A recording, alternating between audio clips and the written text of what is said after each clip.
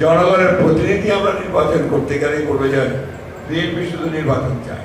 আপনি চাইলেন আর কালকে পুলিশ ঘুষ খাওয়া বন্ধ করে দেবে, এটা মনে করার কোনো কারণ নাই। আসলে আওয়ামী লীগ যে ফ্যাসিস্ট শক্তি, তারা যে ক্ষতিটা বাংলাদেশের করে দিয়ে গেছে, এই ক্ষতিটা পূরণ হতে কিন্তু আপনার এত সহজে হবে না। সমস্ত প্রতিষ্ঠানগুলোকে ধ্বংস করেছে। শুধুমাত্র বিচার বিভাগ অথবা আপনার প্রশাসন অথবা অন্যান্য স্বাস্থ্য বিভাগ, ইউনিভার্সিটিগুলোকে তারা ধ্বংস করেনি, তারা রাজনৈতিক দলগুলোকেও ক্ষতিগ্রস্ত করেছে। দীর্ঘ 15 বছর অত্যাচার নির্যাতন করে এই গণতন্ত্রকামী যে রাজনৈতিক দল, তাদের স্ট্রাকচার সেটাকে তারা বিনষ্ট করেছে, অর্থনীতিকে ধ্বংস করেছে। আপনার সাথে সবাই জানি।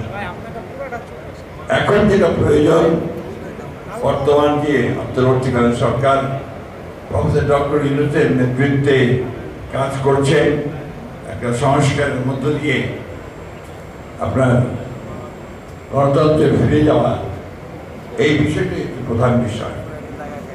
আমরা এটা আগেই উপলব্ধি করেছিলাম।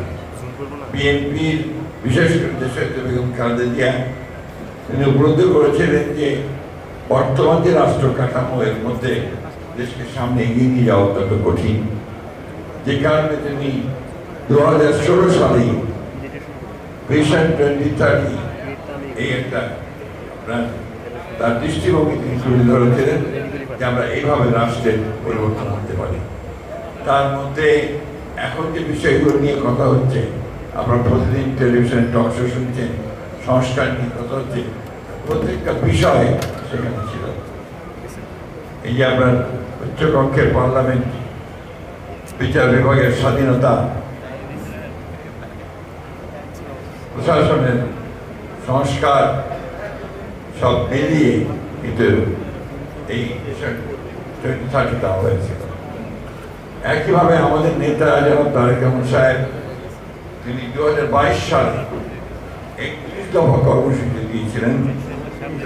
আমূল রাজনৈতিক ও অর্থনৈতিক পরিকল্পনার কথা বলা হয়েছে, পরিবর্তনের কথা বলা হয়েছে। এখন রাতারাতি সম্ভব না। অনেকে মনে করছেন যে কয়েকজন লোক সংস্কার যারা করছেন, তারা কতগুলো বৈঠক করে আপনার সংস্কারের কত বিষয় নিয়ে এসে জনগণকে দিয়ে দিলেন আর সংস্কার হয়ে গেল। সেভাবে সংস্কার হয় না। সংস্কার হতে হবে একটা প্রক্রিয়ার মধ্য দিয়ে। Continuous process. আপনি চাইলেন আর কালকে পুলিশ ঘুষ খাওয়া বন্ধ করে দেবে, এটা মনে করার কোনো কারণ নাই। স্ট্রাকচারটা তৈরি করতে হবে এমনভাবে যাতে করে সে ঘুষ না খায়। একইভাবে আমাদের যে আমলাতন্ত্র, এই আমলাতন্ত্র এটা আমাদের উন্নয়নের পথে একটা বড় বাধা। নেগেটিভ ব্যুরোক্রেসি, নেগেটিভ ব্যুরোক্রেসিকে পজিটিভ ব্যুরোক্রেসি করতে হবে। তার জন্য যা যা করা দরকার, অর্থাৎ মূল কাজ হচ্ছে জনগণের সঙ্গে সম্পৃক্ত করা, সেই বিষয়গুলো করতে হবে। অর্থাৎ রাজনৈতিক দলগুলোর মূল লক্ষ্য হওয়া উচিত জনগণের কাছে চলে যাওয়া, জনগণের কাছ থেকে তাদের কি প্রয়োজন, তাদের শিক্ষা গ্রহণ করে সেটাকে নিয়ে এসে আপনার দেশ পরিচালনা করার ব্যবস্থা করা।